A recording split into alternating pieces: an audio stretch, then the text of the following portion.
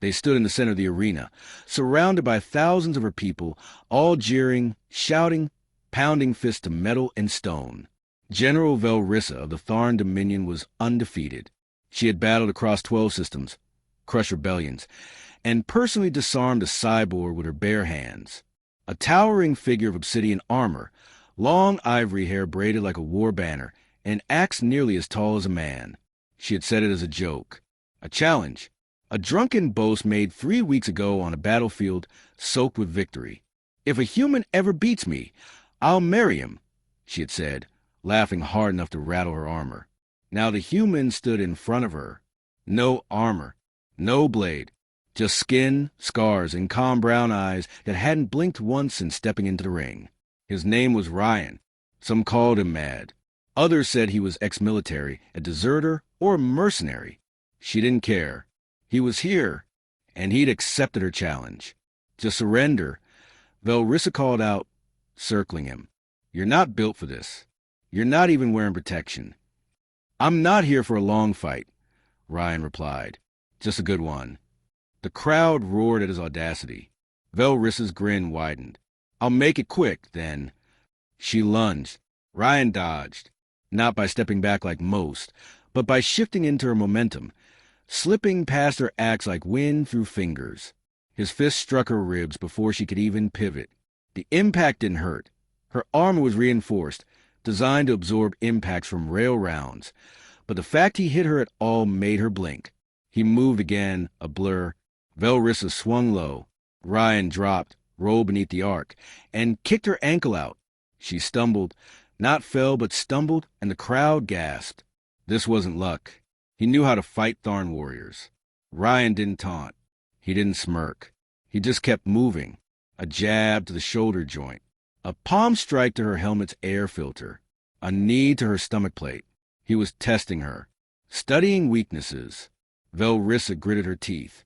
Her blood was running hot now, not with anger, but something else. Excitement. 2 minutes in, she discarded the axe. You want a real fight? She growled, cracking her neck. Then earn it. The crowd went wild as she stepped forward barehanded, gauntlets humming. Ryan nodded once. Finally, they clashed. Fist met flesh. Elbow cracked against armor. The ring echoed with the sound of bodies colliding, boots grinding against metal. She should have had the upper hand. Tharn warriors were stronger, faster, bred for battle. But Ryan moved like he anticipated her. Every strike she threw, he redirected. Every grapple, he escaped. Every feint, he saw through. And then he did something no one ever had. He knocked her off her feet, flat on her back, looking up at the sky. Velrissa saw his hand extended, not mocking, not gloating, just offering. Later, in the silence of the empty medical chamber, Velrissa sat alone, wiping blood from her lip. Her armor had dents she couldn't remember receiving. He hadn't humiliated her. He hadn't even won by much. But he had won, and the vow. Her officers teased her about it over comms, how they clipped that drunken statement into galactic news feeds. Better start planning the wedding, someone joked. But she didn't laugh, because when Ryan met her outside the chamber, his lips split, knuckles bruised, and a quiet determination still burning in his gaze, he said, I'm here to claim what was promised. And she froze. You think I was serious? She asked, stunned. I think you should be. Velrissa narrowed her eyes. You don't know what it means to marry a Tharn general. You said it. I just believed it. She folded her arms. We don't marry for fun. We bond through challenge, through pain, through survival. Ryan nodded. Then fight me again. She blinked. Not now, he added. Not today. But if I have to prove I'm worthy beyond one match, I will. I'm not here for a joke. I'm here because I saw you, and I wanted to stand next to that fire. Velrissa stared. He meant it. No mockery. No conquest. He had taken her words, thrown out in bravado, and decided they were worth something. She should have laughed, or dismissed him, or told him he'd be dead before next moonrise. Instead, she said, You'll have to meet my mother. 3 days later, Ryan stood before the Tharn Queen. She was even taller than Velrissa, draped in armor of bone and crystal, with eyes like cracked stars. "So," the queen said, circling him, "you beat my daughter, and now you think she's yours." "No," Ryan said calmly, "but I'd like to earn her. Fully." A heavy silence. Then, "And what will you do when she breaks you in half during mating rites?" "I'll heal." The queen snorted.